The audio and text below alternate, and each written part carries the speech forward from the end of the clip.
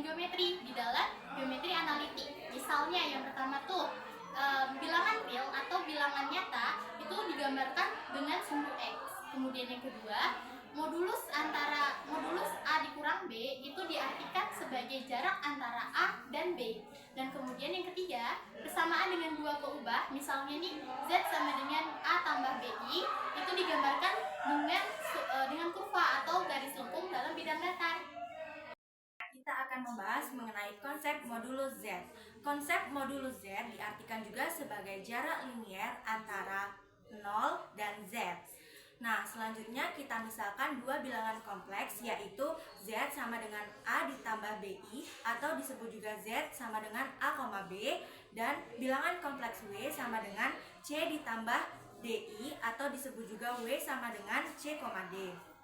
Selanjutnya, modulus Z dikurang W atau diartikan juga sebagai jarak antara Z dan W adalah akar dari jumlah kuadrat A dikurang C dan kuadrat B dikurang D.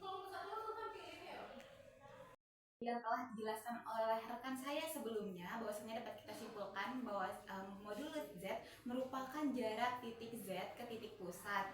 Nah, dapat kita katakan juga bahwasanya modulus Z merupakan suatu bilangan nyata yang tak negatif. Nah, misalnya Z sama dengan A ditambah BI, di mana itu adalah nyata, B-nya sama dengan 0, maka modulus Z sama dengan A kuadrat dikalikan dengan pangkat setengah.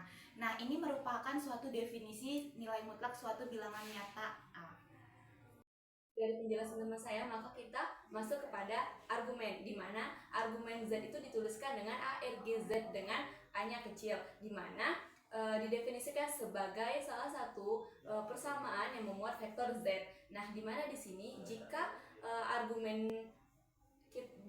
sin theta itu merupakan B dibagi modulus Z. Nah, jika cos theta itu A dibagi modulus Z. Nah, di mana argumen Z ini nilai utama argumen Z. Nah, nilai antara jika argumennya itu A-nya kecil, maka kita mencari argumen Z di antara negatif V sampai V. Nah, selanjutnya untuk argumen Z dengan A-nya besar, maka kita mencari argumen Z-nya besar itu Z ditambah 2kV.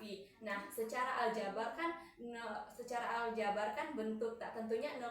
Nah, secara geometris itu jelas bahwa vektor Z sama dengan 0 itu merupakan panjang yang dapat membentuk sudut nyata yang positif. Mungkin itu saja dari saya tentang argumen. Selanjutnya akan dijelaskan oleh teman saya. Dalam koordinat kartesius kita dapat biasanya menyebutkan sumbu X dan sumbu Y. Nah, dalam bidang kompleks, sumbu X ini kita sebut dengan sumbu nyata dan sumbu Y kita sebut dengan sumbu hayal. Nah, kita dapat menarik titik sebuah garis vektor dari titik pusat menuju titik pangkal ini, yang dimana titik pangkal ini merupakan implementasi dari titik sumbu nyata dan sumbu hayal. Kita sebut di sini A dan BI. Nah, vektor yang ditarik A dari titik pusat menuju titik pangkal ini disebut dengan modulus Z. Kemudian sudut yang mengimplementasikan di sini disebut dengan argumen Z. Catatan keempat, argumen Z bukanlah suatu besaran tunggal. Untuk sembarang bilangan Z sama dengan 0, tidak sama dengan 0, nilai utama argumen Z didefinisikan sebagai nilai tunggal argumen Z yang memenuhi hubungan nilai ini disebut dengan argumen Z, di mana argumen Z dengan A kecil sama dengan argumen Z dengan A besar ditambah 2kV, di mana K ini merupakan himpunan bilangan bulat mulai dari 0, plus minus 1, plus minus 2, dan seterusnya. Sekian dari kelompok kami, saya ucapkan terima kasih.